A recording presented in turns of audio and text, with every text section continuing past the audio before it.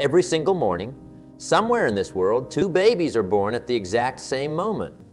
One might be blessed with what we call natural talent, and the other, well, the other might seem ordinary at first glance. But here's the miracle I've witnessed over and over in my 40 years of watching people succeed and fail. That so-called ordinary baby, armed with discipline, often ends up living an extraordinary life. I remember sitting at a small diner in Idaho, watching a young waitress.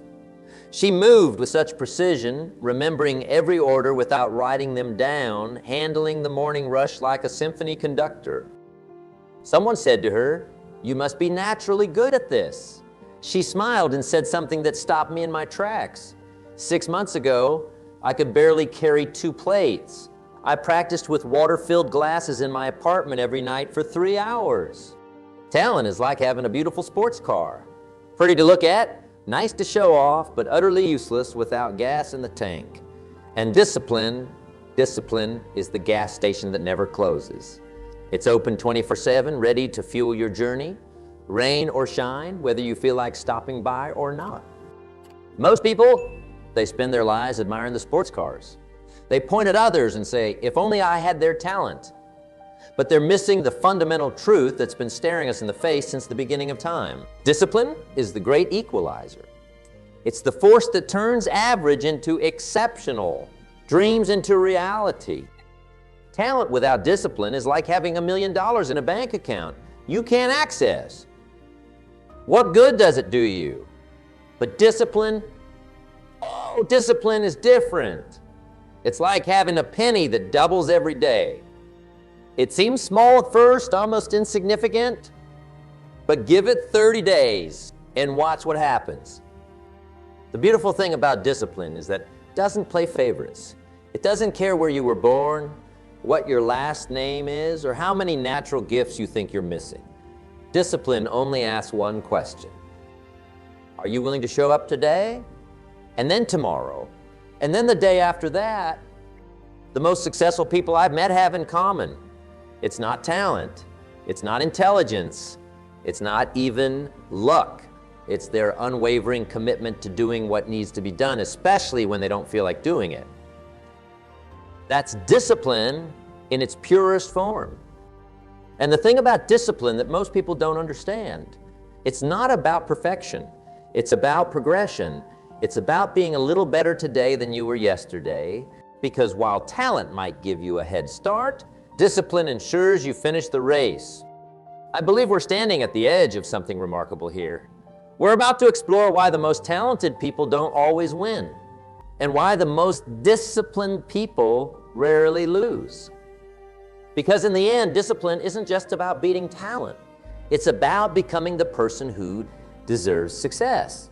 Talent. We've created this fairy tale around it. We see someone playing the piano beautifully, and we say, "Oh, they're so talented." We watch an athlete break a record, and we whisper, "They're just naturally gifted." But let me tell you something I learned the hard way. We're watching the performance, but we're missing the rehearsal. I'll never forget this young man I met in Chicago years ago. He was what people called a natural in sales. Everyone in his company talked about his gift for closing deals. One evening, after a business meeting, I found him sitting alone in the conference room. Know what he was doing? He was practicing his responses to customer objections. This so-called natural had filled 5 notebooks with different scenarios and responses. He'd been doing this every evening for 3 years.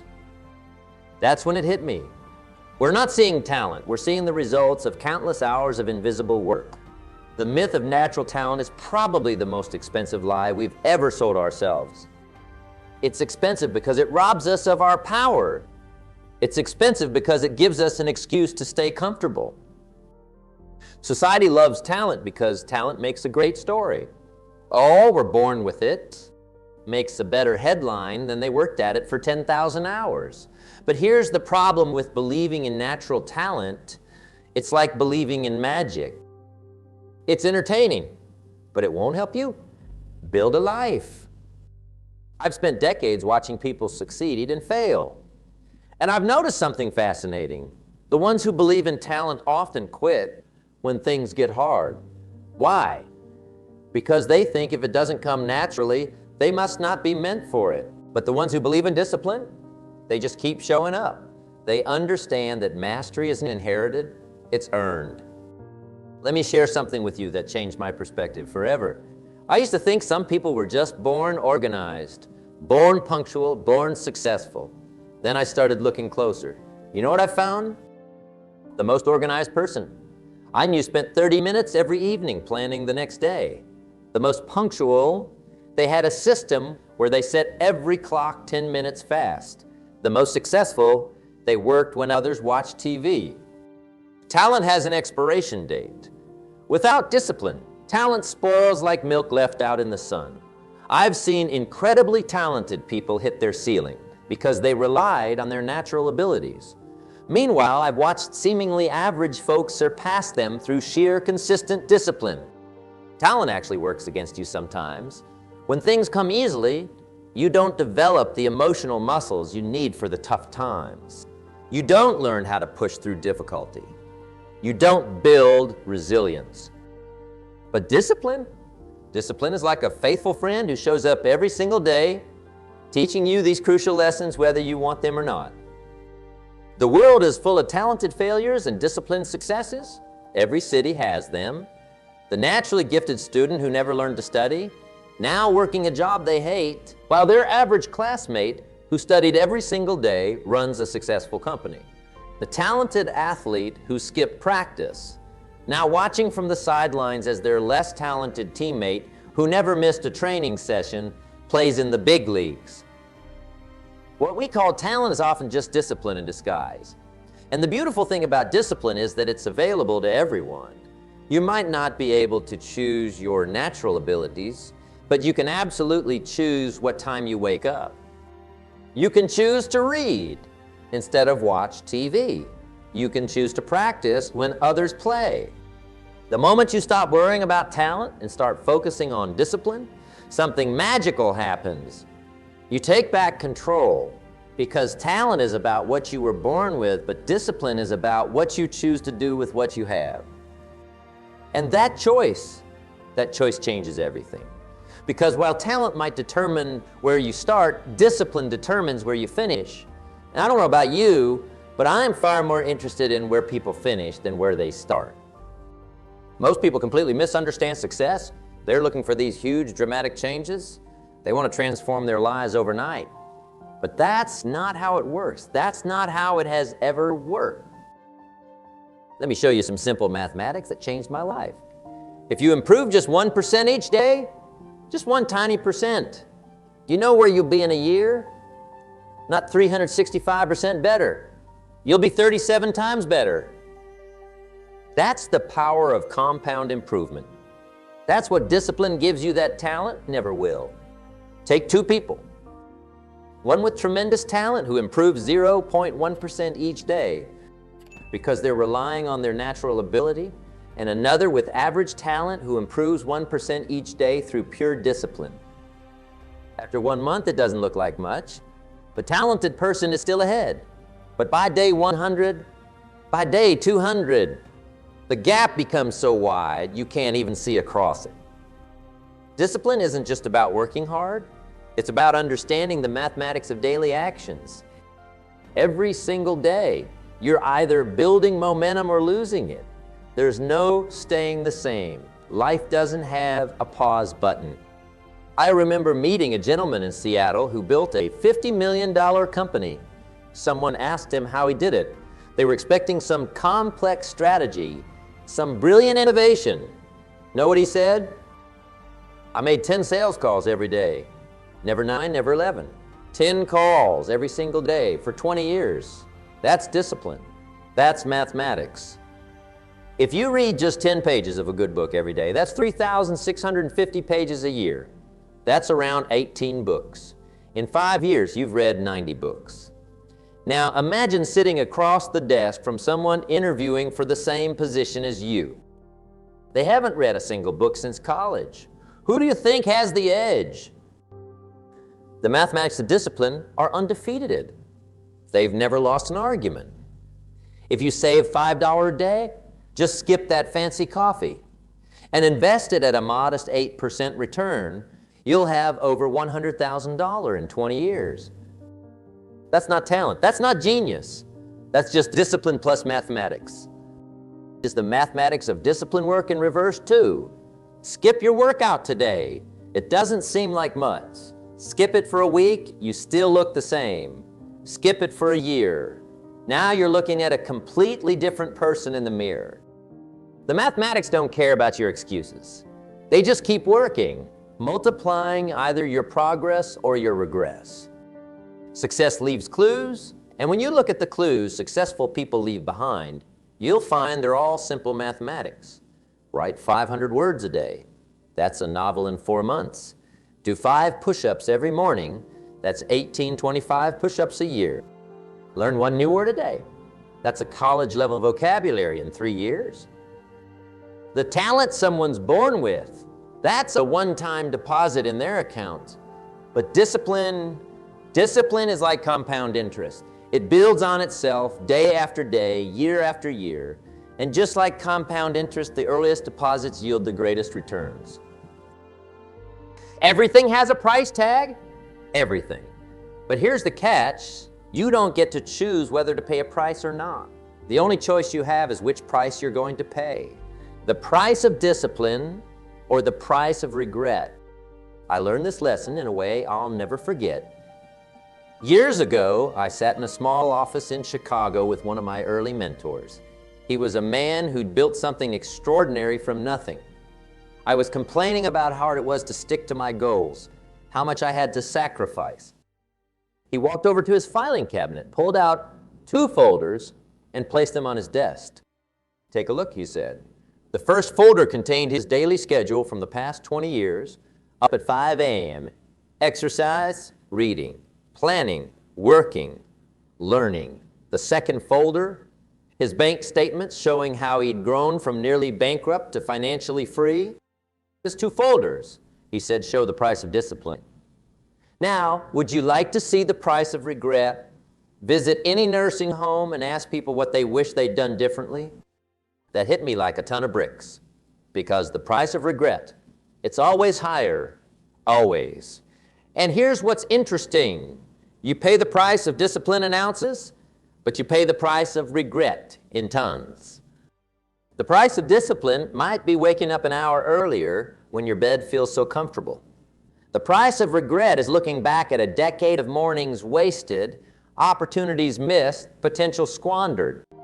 The price of discipline might be saying no to that extra slice of pizza, that extra hour of TV, that impulse purchase. The price of regret? That's carrying around 50 extra pounds at your daughter's wedding, having nothing meaningful to show for your free time, working well into your 70s because you never saved.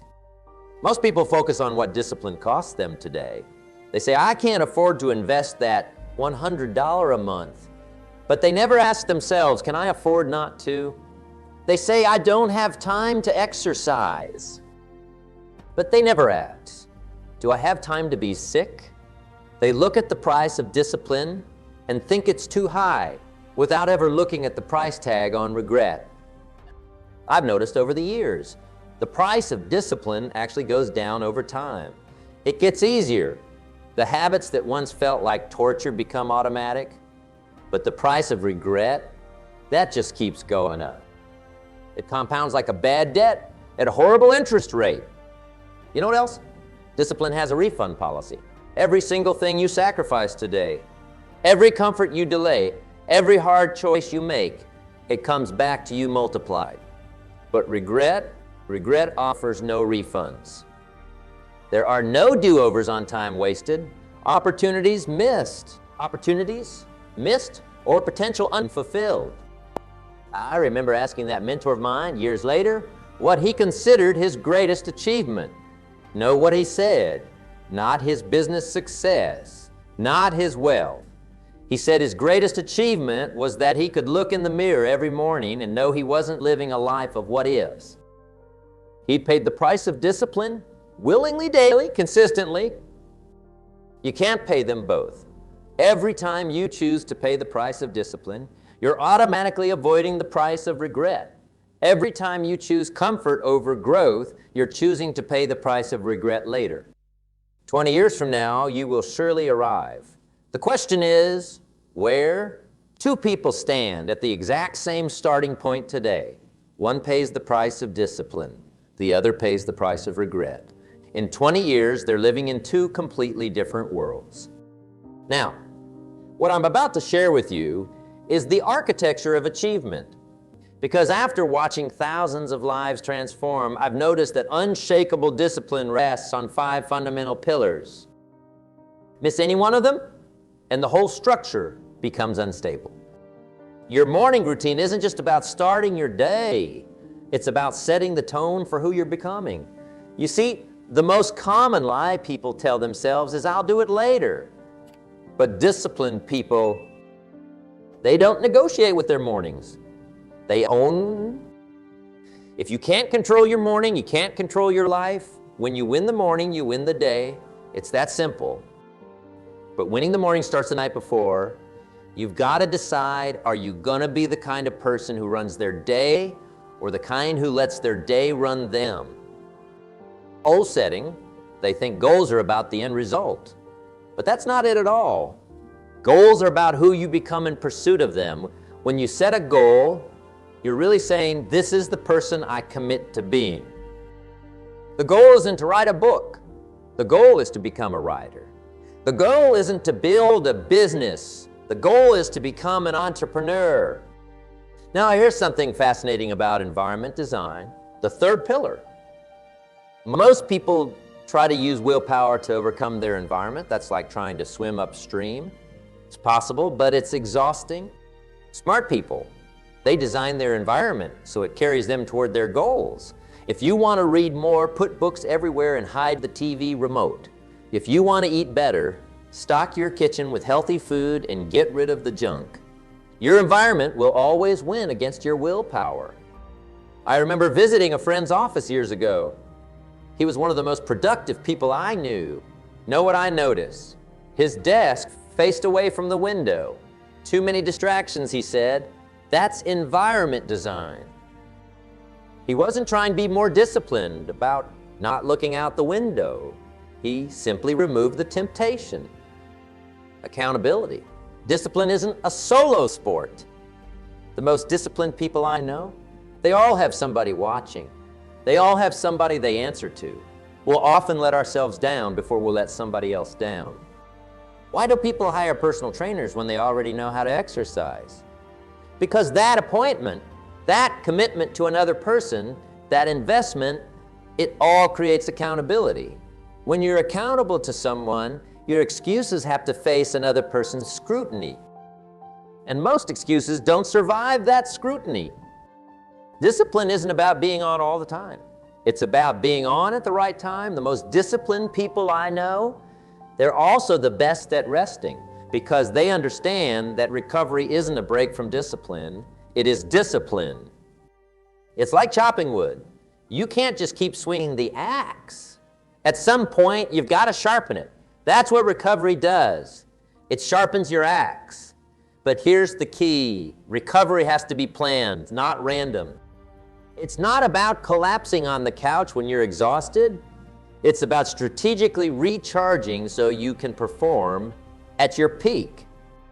Your morning routine feeds into your goals. Your goals determine how you design your environment. Your environment supports your accountability, and your accountability ensures you maintain your recovery practices. Miss one, and the whole structure becomes wobbly. You don't need special talents. You don't need advantages. You don't need permission. You just need to understand them and apply them day after day. The creativity people show when making excuses. It's amazing, really. If people put half as much energy into achieving their goals as they do into explaining why they can't achieve them, we'd have a world full of champions. Let's tackle the biggest excuse I hear. I'm just not talented enough. I love this one because it sounds so reasonable, doesn't it? So humble even. But let me tell you something powerful. Talent is the excuse used by the uncommitted to explain away others' success. That's all it is. It's a permission slip people write themselves to stay comfortable. When someone says, I'm not talented enough, what they're really saying is, I'm not willing to put in the work required. Because here's the truth, success doesn't know talent from hard work. Success only knows results. And results come from actions, not abilities. The grand champion of all excuses, I don't have time. This one makes me smile because everyone gets the same 24 hours. Nobody gets more, nobody gets less. The difference is what they do with it. I remember meeting a young mother who was working full-time, raising 3 kids, and building a business on the side. Someone asked her how she found the time. She said, something I'll never forget. You don't find time? She was right. Time isn't lost, it's spent. And just like money, you can spend it poorly or invest it wisely. Time not about management, it's about priorities. When someone says they don't have time, what they really mean is this isn't a priority for me. And that's fine, but let's be honest about it. Let's not pretend the time isn't there. Everyone has gaps in their day. Everyone has moments they waste. The average person spends over 2 hours on social media every day. That's 730 hours a year. Think about that.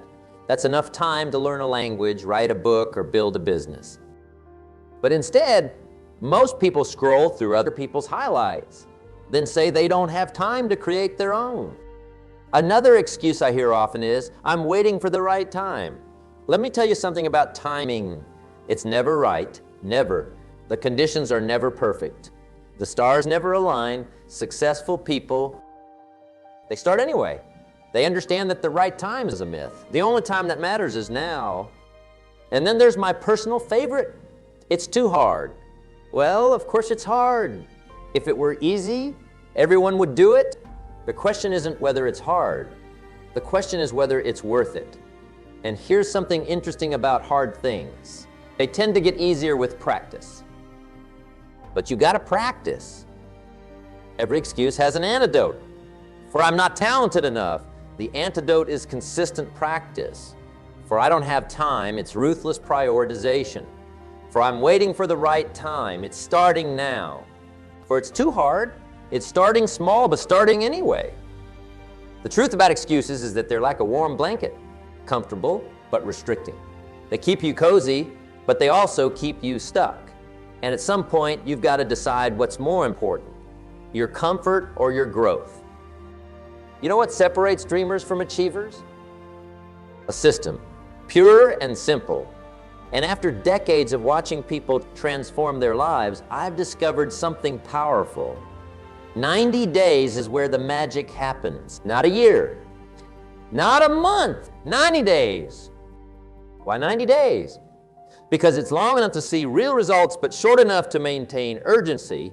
You can't procrastinate in a 90-day window. You can't fool yourself. The clock is always ticking. How it works. And I want you to write this down. First, you pick one area, just one. Most people fail because they try to change everything at once. That's like trying to catch 5 rabbits at the same time. You'll end up with none. Pick your rabbits. Maybe it's your health, maybe it's your business, maybe it's your relationships, but pick one. Then you define what winning looks like in numbers. Not vague goals like get better or improve. Numbers. If it's health, how many pounds? If it's business, how many sales? If it's relationships, how many meaningful conversations per week? Numbers don't lie. They don't have emotions. They just tell you where you stand. What's fascinating about the 90-day framework? The first 30 days are about establishing the foundation. Most people quit here because they don't see results. But you're not looking for results yet. You're building the machine that will create the results. The second 30 days, that's where momentum starts building. The habits that felt impossible in the first month start feeling natural. You're not fighting yourself anymore, you're flowing. The final 30 days, that's where the transformation becomes visible. That's where people start asking, what's different about you? That's where the compound effect of your daily discipline starts showing up in the mirror, in your bank account, in your relationships. I remember working with a gentleman who decided to transform his health. Know what he did? He took a picture every single day for 90 days.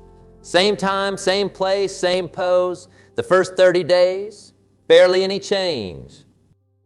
Day 60, small changes.